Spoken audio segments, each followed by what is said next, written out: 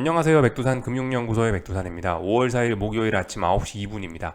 어젯밤 FOMC 회의가 있었는데요. 어제 FOMC 회의는 사실 굉장히 중요한 의미를 가집니다. 왜냐하면 몇 년간 금리 인상을 해왔는데 이 금리 인상 경로를 변경할 수도 있는 어떤 변곡의 의미가 있는 그런 FOMC였기 때문이죠. 그랬기 때문에 중요했죠. 앞으로 금리 인상 못하고 옆으로 길 거냐 아니면 조금 더 올릴 수 있냐를 결정하는 그런 자리가 어젯밤 FOMC 회의였기 때문에 굉장히 큰 의미를 가집니다. 근데 이제 이런 의미를 중요한 의미를 가지는데 미국 증시의 반응은 일단 하락 마감이었기 때문에 뭔가 시장의 악재로 작용을 했다 이렇게 일단 우리가 생각을 할 수가 있을 겁니다. 사실 근데 이제 어젯밤에 FOMC 회의가 시장에 그렇게 엄청난 영향을 미친 것은 아닙니다.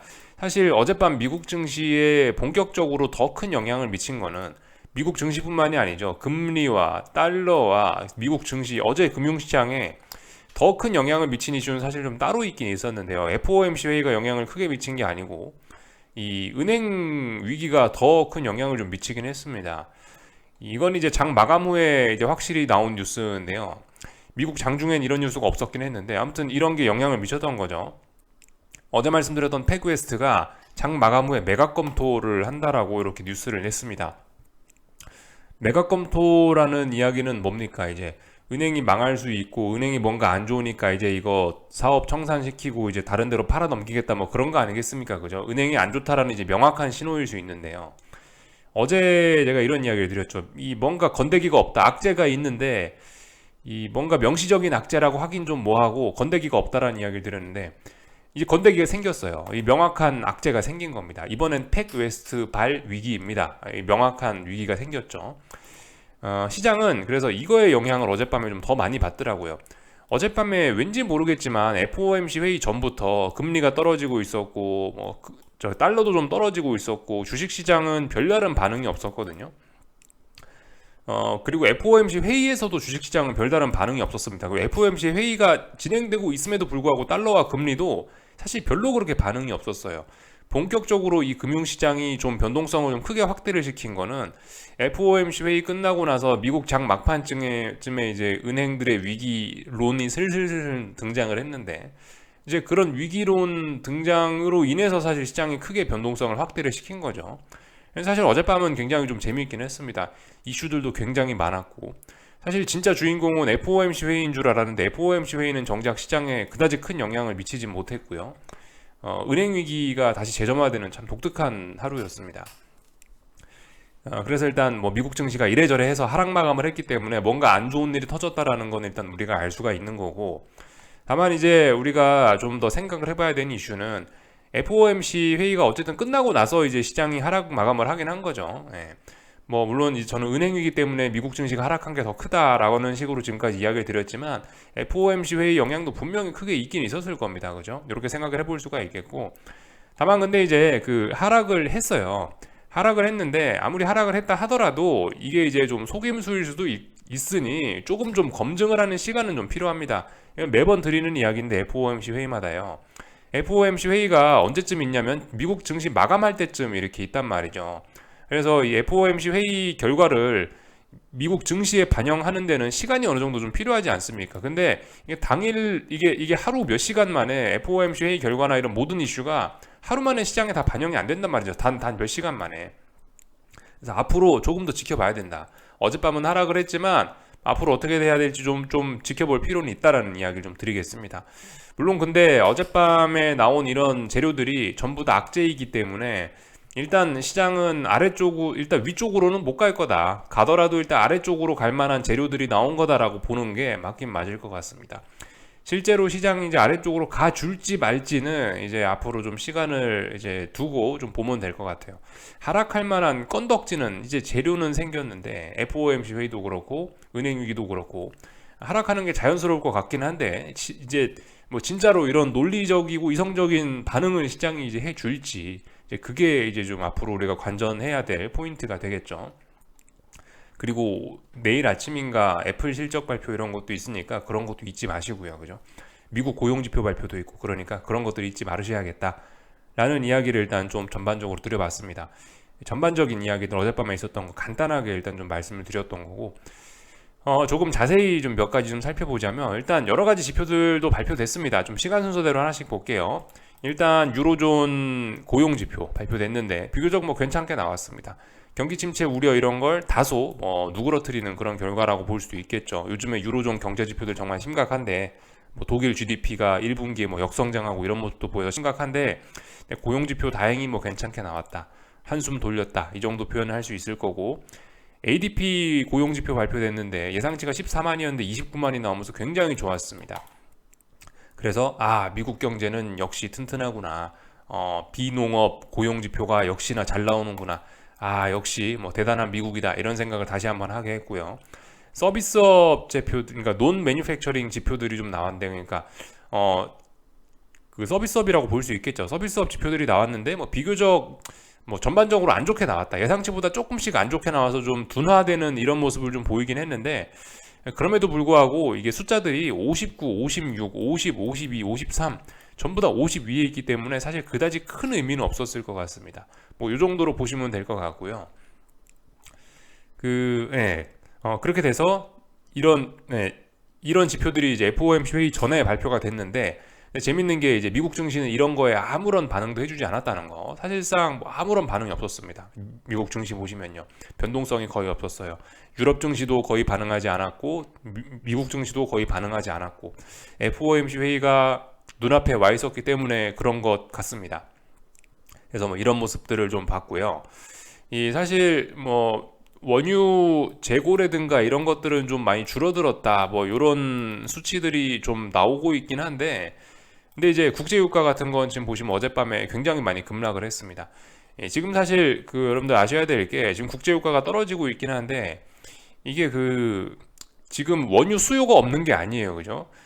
지난번에 자료 한번 보여드렸지만 미국의 원유 수요는 기름 수요, 뭐 가솔린이라든가 디젤이라든가 뭐 항공유라든가 이런 원유 제품의 수요들은 굉장합니다. 여전히 높습니다. 또 그리고 재고는 굉장히 또 낮은 편입니다. 그러니까 국제유가가 상승할 만한 그런 조건들이 많이 갖춰져 있죠. 더군다나 얼마 전에 사우디에서 감산까지 했잖아요. 그러니까 국제유가는 올라갈 만한 환경들을 다 갖추고 있긴 한데 근데 지금 보시면 오히려 이제 쭉쭉쭉쭉 떨어지고 있죠. 그리고 어젯밤은 FOMC 회의고 뭐고 간에 그냥 꾸준히 4에서 5% 정도 장 초반부터 하락을 하고 있더라고요.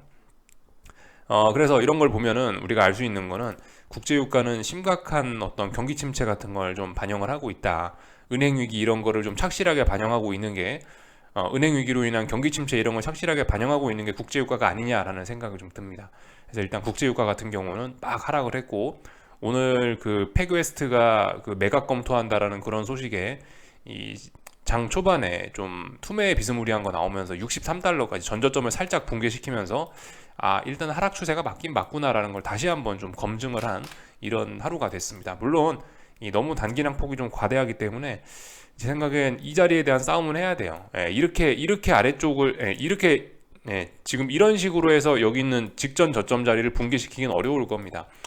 어쨌든 저점을 살짝 낮췄다는 게 의미는 있지만은 진짜 붕괴를 하기까지는 시간은 좀 걸릴 거다. 앞으로 중요한 지지선까지 왔기 때문에 여기서 한참 싸워야 될 겁니다. 그래서 또 국제유가는 한동안 또 답답한 이런 모습을 또 보일 수 있다. 한동안 또 많이 빠지긴 했죠. 단기적으로 봤을 때 약한 투매 같은 것도 보였기 때문에 어쩌면은 좀 반등 시도할 수 있습니다. 그래서 어쨌든 답답한 구간 안에 와 있다. 국제유가는요. 이렇게 일단 볼 수가 있겠습니다. 어떻게 하다 보니까 국제유가 이야기를 하고 있는데 하여튼 뭐 어젯밤에 워낙 많은 일들이 있어서 그랬다. 국제유가는 하여튼 이 시작부터 빠지고 있었고 하루 종일 빠졌고 오늘 아침까지 이제 빠졌다라는 걸 좀 볼 수가 있겠고요. 이 금리와 달러도 그렇습니다. 금리와 달러도 어떻게 하다 보니까 오늘은 좀 순서가 좀 막 섞이네요. 금리와 달러도 어젯밤에 장 초반부터 떨어지고 있었고요. 계속해서 그냥 떨어졌다. 이렇게 보시면 되겠습니다. 어젯밤에 뭐 금리와 달러가 떨어진 건 여러 가지 이유를 댈 수가 있겠죠. 뭐 연준의 금리 인하 기대감 이런 것도 일부 그죠? 어떤 앞으로 금리 인상이 그만 이번 금리 인상이 마지막일 거야라는 그런 기대감도 일부 작용을 했을 거고 은행 위기로 인한 경기 둔화, 경기 침체 가능성도 일부 좀 반영을 했을 거고요. 하여튼 뭐 다양한 것들이 반영이 돼서 금리와 달러는 하락 마감을 했다. 장 초반부터 FOMC 회의고 뭐고 간에 장 초반부터 하락하고 있었고 결과적으로 장 막판까지 이걸 잘 지켰다라는 거를 좀 볼 수가 있겠습니다. 하나, 둘, 셋. 다중 바닥형을 만드는 과정을 거치고 있었는데요. 다시 위기가 왔습니다. 갈 거면 빨리 갔었어야 되는데 다시 이 내려오면 안 되는 자리까지 내려왔어요. 그래서 지난번에 이 두 번 상승 시도를 했던 것이, 이 지난번 두 번 바닥을 만들었던 것이 속임수일 수도 있다는 가능성이 제기가 되고 있습니다. 아직 어떻게 될지 모릅니다. 계속 박스권입니다. 이런 모습들 볼 수가 있겠고, 다만 근데 생각을 해볼 게 이번 금리 인상이 마지막이 아니다라는 이야기를 어젯밤에 FOMC 회의에서 했기 때문에 아래쪽으로는 좀 제한적이지 않을까라는 생각을 하는데요. 은행 위기가 터지기도 했죠. 은행 위기 터져갖고 지금 미국 경기 둔화 뭐 이런 이야기 나오면서 또 지금 달러가 빠지고 있긴 한데, 은행 위기 이제 조만간 이제 분위기 조금만 더 안 좋아지면 여기서 안전자산 선호 나오면서 달러는 또 올라갈 수 있을 것 같긴 하거든요. 그래서 일단 달러가 아래쪽으로 갈 만한 거는 조금 좀 아래쪽으로 가긴 좀 계속해서 어렵지 않을까라는 생각이 좀 있긴 있습니다. 개인적인 생각으로는요. 물론 이거는 이제 저의 그냥 의견일 뿐이고 아직까지 방향성은 결정되지 않은 거죠. 길고 짧은 건 대봐야 됩니다. 지금 이런 상황이고 기술적으로는 올라가야 될 자리, 여기서 지금 못 올라갔기 때문에 어젯밤에 이거는 더 아래쪽으로 가겠다라는 신호인 것 같긴 합니다. 물론 중요한 지지선 테스트 하고 있으니까 아직 할 말 없습니다. 금리 잠깐 보자면 금리는 떨어졌습니다. 그죠? 금리도 이거라고요. 그러니까 어떤 연준의 마지막 금리 인상에 대한 기대감 이런 것도 일부 좀 녹아 있었을 수 있고, 그러니까 이것도 어젯밤에 FOMC 회의 전부터 떨어지고 있었고 회의 끝나고도 계속 떨어졌고, 또 그리고 은행 위기 나고 나서도 또 떨어졌죠. 그죠? 여러 가지 이유로 금리들은 뭐 떨어졌다라는 거. 그래서 금리들은 뭐 일단은 계속해서 어떤 뭐 답답한 구간 안에 와 있는 거죠. 얘도 지금 방향 고민하고 있는 거죠. 뭐 얘도 말씀드리지만 어쨌든 뭐 연준이 아직 이번 금리 인상이 마지막이 아닐 수도 있다라는 냄새를 좀 풍겨서 시장에 안 좋게 작용을 하긴 했는데, 주식 시장에는 아무튼 지가 뭐 금리를 올려봐야 한두 번이지 않겠습니까? 이제 솔직히 거의 금리 인상 마지막에 와 있기 때문에 저는 개인적으로 어쨌든 금리는 계속해서 떨어질 것이다 라고 생각을 하고 있고, 그리고 그 와중에 실제로 기술적인 움직임들도 보시면 이렇게 하락 추세 일단 진행 중인 거고, 이 하락 추세 중에서 대충 위 찍고 아래 찍고 위 찍고 아래 찍고 하는데, 이번에 보시면 너무 오랫동안 이 위로 못 올라가고 있더라고요. 이 위쪽으로 올라가야 이렇게 큰 박스를 그리면서 이렇게 움직이는 건데, 지금 올라가야 될 때 못 올라가가지고 위로 못 올라가서 여기서 일단 저항을 만들었거든요. 이거 약간 달러 인덱스와 지금 비슷한 그림이지 않습니까? 달러 인덱스도 박스권에서 올라가고 내려가고 하는데, 올라가야 될 자리에서 지금 딱 멈췄단 말이죠. 그리고 다시 아래로 내려온 거죠. 이 상황, 금리도 지금 이 상황 아닙니까? 올라갔다 내려가다 했는데 절반에서 지금 멈추고 다시 아래로 왔죠. 이번에는 잘하면은 잘 아래 있는 전저점을 붕괴시키기만 하면은 이 어떤 하락의 기울기가 좀 가팔라질 수도 있는 그런 상황인 것 같아요. 지금 요렇게 빠지고 있는데, 이렇게 천천히 빠지고 있는데, 이게 이제 요렇게 좀 하락의 기울기가 가팔라질 수 있는 계기가 되지 않을까라는 생각을 하고 있습니다.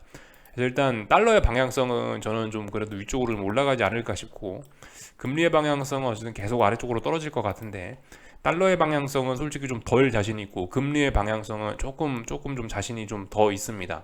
달러보다는 조금 더 이게 믿음이 좀 강합니다. 이게 좀 더 아래쪽으로 갈 것 같다는 생각이 좀 더 강해요. 달러는 혹시나 뭐 떨어질 수도 있다라는 생각 정도 있는데, 금리는 그래도 아래쪽으로 가겠지라는 생각을 좀 굳게 가지고 있는 편입니다. 물론 계속 검증을 해봐야 되겠죠, 그죠? 이 정도 말씀을 드렸고, 어젯밤 이제 FOMC 회의 이야기 좀 간단하게 좀 할게요. 성명서 변화도 뭐 조금 있었고 어쩌고저쩌고 했는데요. 결과적으로 이제 성명서에서 있는 변화는 금리 인상이 마지막일 수도 있다, 뭐 거의 끝일 수도 있다라는 게 성명서의 일단 변화입니다. 여기 보시면은 뭐 충분히 제약적인 기조에 도달하기 위해서라는 문구를 삭제했고, future increase in the target range 뭐 이런 이야기도 삭제를 했다라고 하니까, 일단 뭐 금리 인상 종료 신호 같은 게, 일단 금리 인상 종료 신호가 이 FOMC 성명서에서는 금리 인상 종료 신호가 나타났다라고 볼 수가 있겠습니다. 그런데 어떻게 됐나요? 파월 의장이 기자회견에서 이런 내용을 확 뒤집어 버렸죠.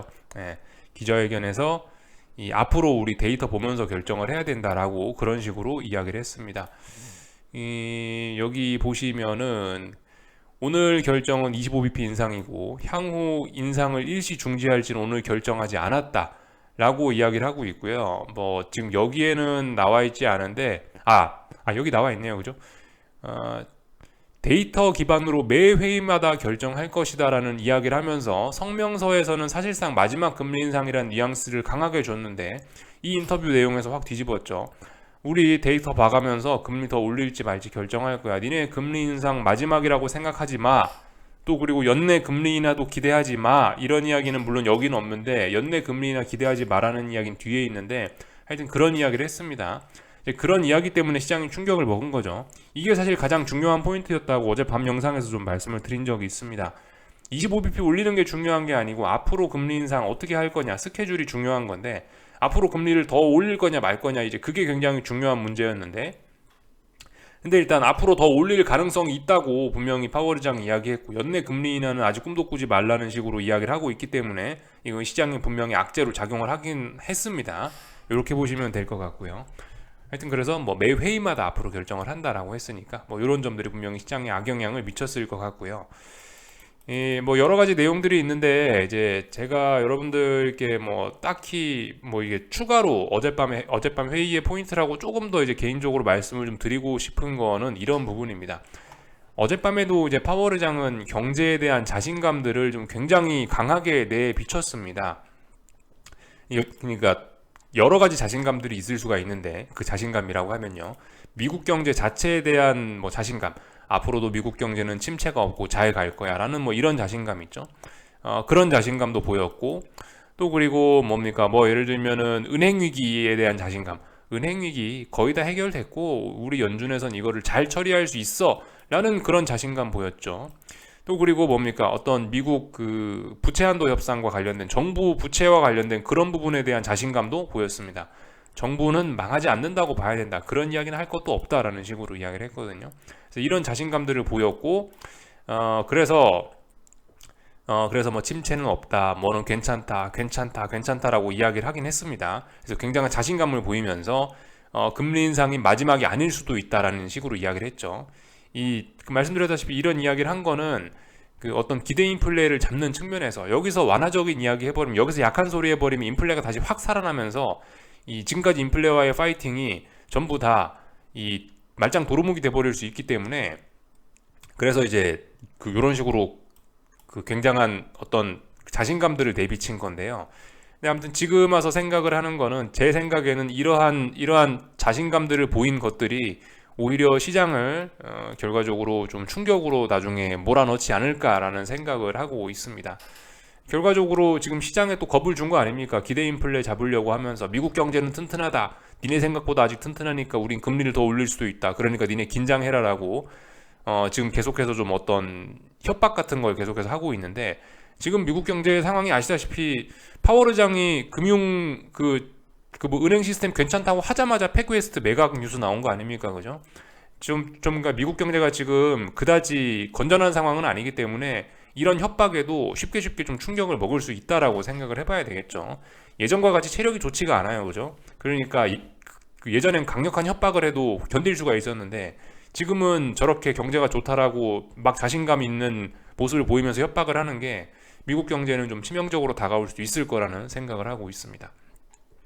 사실 그 파월 의장은 뭐 일단은 뭐 금융안정 물론 이런 것도 중요하긴 합니다만은 물가 잡는 사람이라는 거를 일단 가장 먼저 생각을 하셔야 되겠습니다. 그죠?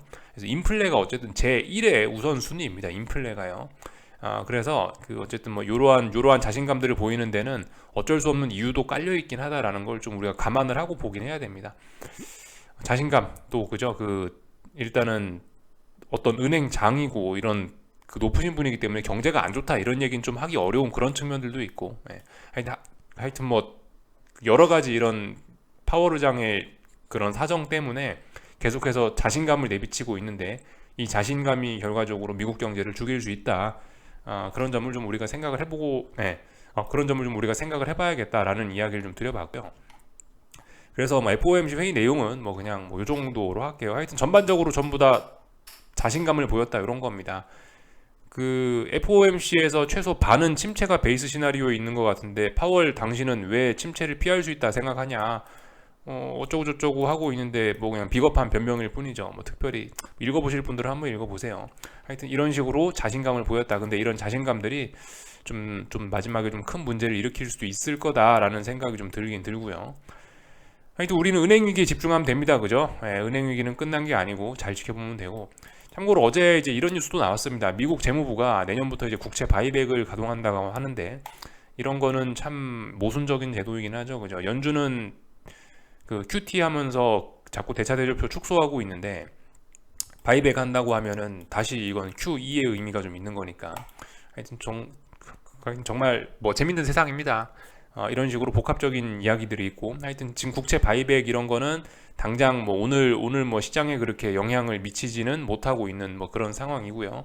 하여튼 은행 위기들은 뭐 계속되고 있다. 그래서 그 뭐야 패그웨스트가 급락하는 것도 뭐 사실이고, 그 와중에 다른 것도 영향을 받아서 웨스턴 얼라이언스인가 뭐 이런 것도 지금 30% 장 마감해서 폭락하고 있고, 시간 외에서 뭐 지온스라 읽어야 되나 자이온스라 읽어야 되나요? 하여튼 그 뭐 이런 친구들, 다른 은행들도 20-30%씩 급락하는 것들이 보이고 있다라는 거를 좀 우리가 확인을 했습니다.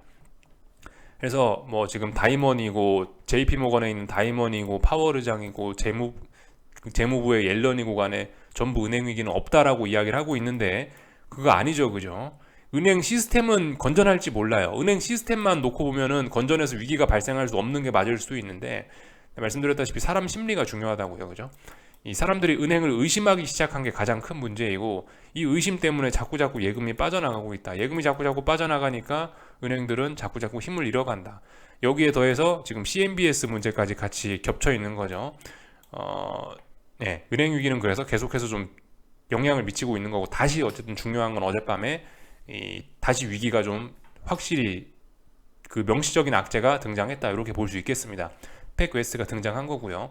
여기에 지금 더해갖고 지금 이번 5월달이 계속해서 중요하다라고 말씀드리는 게, 여기에 대해서 부채한도 협상까지 지금 5월달, 6월달 안으로, 그죠? 부채한도 협상 마감 시한도 이 정도로 굉장히 앞당겨져 왔죠. 그러니까 지금 시기가 굉장히 중요한 겁니다.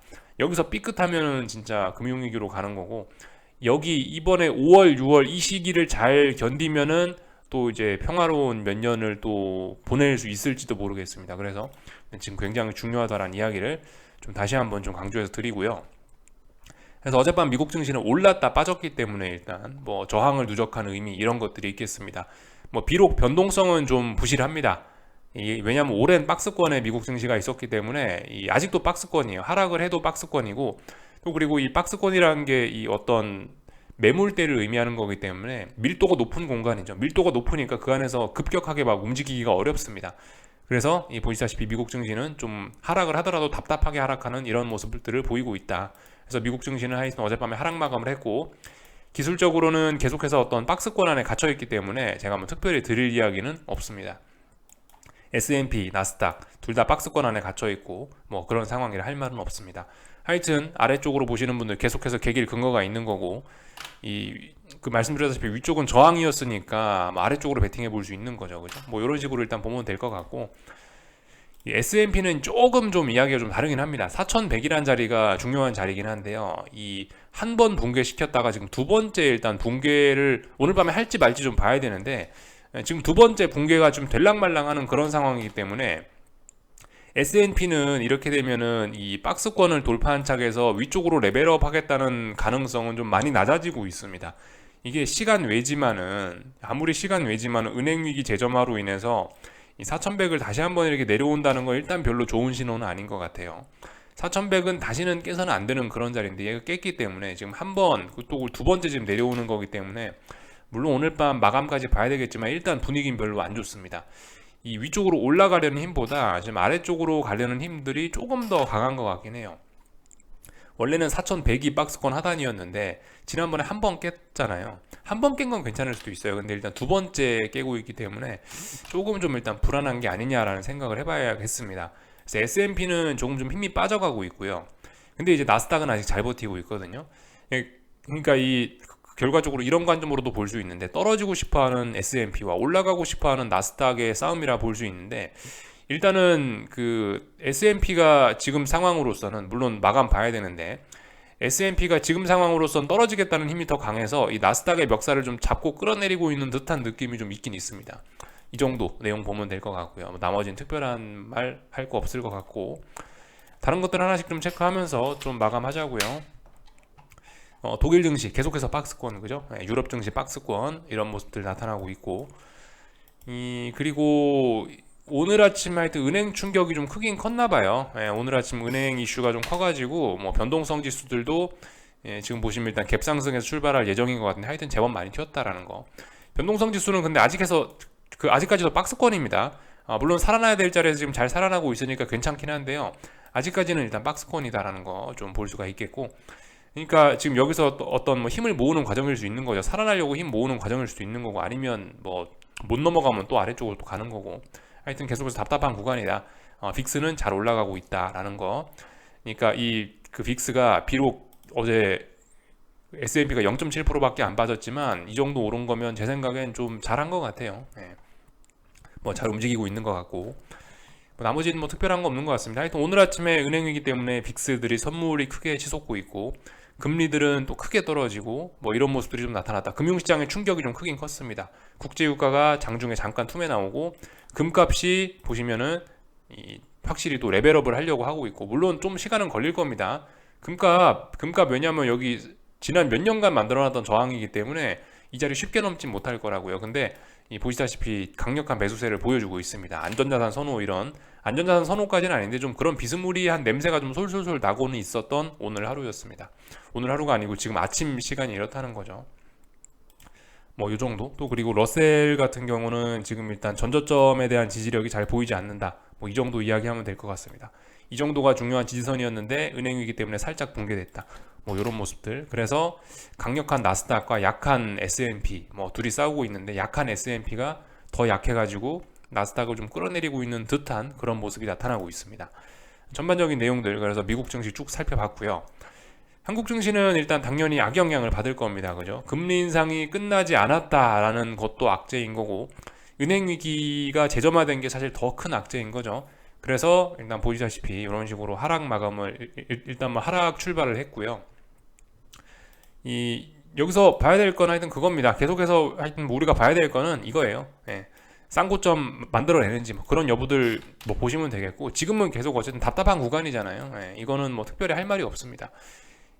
지금 좀 의미 있는 지지선이라고는 이런 자리가 좀 의미 있는 그 지지선이 될 수 있을 거예요. 324, 325 이런 자리가 좀 중요한 지지선이 될 수 있습니다. 그런 자리 깨기 전까지는 그냥 뭐 특별히 그냥 뭐 박스권, 그냥 뭐 가만히 시간 죽이고 볼 수밖에 없는, 그냥 가만히 있을 수밖에 없는 그런 구간이죠. 그냥 뭐 지켜볼 수밖에 없습니다. 그래서 하여튼 뭐 잘 빠지고 있다, 악재 나오고 있으니까 아래쪽 보시는 분들 입장에선 잘 들고 가면 되는 거고, 상방 보시는 분들은 좀 위험 관리의 필요성을 좀 높아지고 있는 거죠. 그죠? 뭐 이 정도 이야기하면 될 것 같습니다. 뭐 코스닥 오늘 뭐 조금 오른다라고 해봐야 얘도 답답한 구간 안에 있는 거고, 그래서 특별히 할 말은 없고요. 한국 증시는 계속해서 답답한 구간, 한국 증시도 답답한 구간, 그죠? 세계 증시 답답한 구간, 한국 증시도 답답한 구간. 다만 이제 이 세계 증시와 다르게 한국 증시는 이 쌍고점 가능성이 있기 때문에 좀 위험해 보인다라는 거, 이 정도 이야기를 하면은 될 수 있겠죠. 나머지 뭐 특별한 건 없는 것 같고요. 빅스 잘 올라가고 있고, 코스피 변동성 V 코스피 잘 올라가고 있고, 특별히 이상한 거 없고요. 풋옵션들은 살아나야 될 자리에서 잘 살아나고 있고, 오늘 21선 저항 테스트 하고 있다. 21선 넘어가면 이제 올라가는 거고, 그죠? 은행 위기와 미국 경기 둔화, 경기 침체 우려 이런 걸로 인해서 일단 원화 강세 이런 것들이 좀 나타나고 있는데요. 근데 일단 뭐 중요한 지지선 부근에 다시 내려왔으니까, 한 1325원 부근에 다시 내려왔으니까 일단 그 눌림시 매수가 정석입니다. 그죠? 눌림시 매수 정석이기 때문에 이런 자리 달러 사시고 싶으셨던 분들은 달러 매수하시면 될 것 같습니다. 뭐 이 정도 이야기하면 될 것 같고요. 뭐 일단 하여튼 뭐 지켜보자고요. 그래서 중요한 이벤트들 거의 다 끝나가고 있는데, 이 중요한 이벤트들은 일단 하방으로 좀 유리한 쪽으로 이렇게 좀 진행이 되고 있긴 합니다. 근데 아직 결론이 완벽하게 난 건 아니니까요. 증시가 아래쪽으로 방향을 완전히 꺾는지 이런 것들은 좀 계속해서 우리가 시간을 두면서 시간을 보내면서 좀 체크해 봐야 될 그런 상황이죠. 그죠? 그러니까 뭐 우리는 계속해서 시간 잘 보내야 되고, 김치국 먹으면 안 되고 뭐 그런 겁니다. 여기까지 하겠습니다. 궁금한 거 리플 남겨주시고 오늘 저녁에 뵙도록 하겠습니다.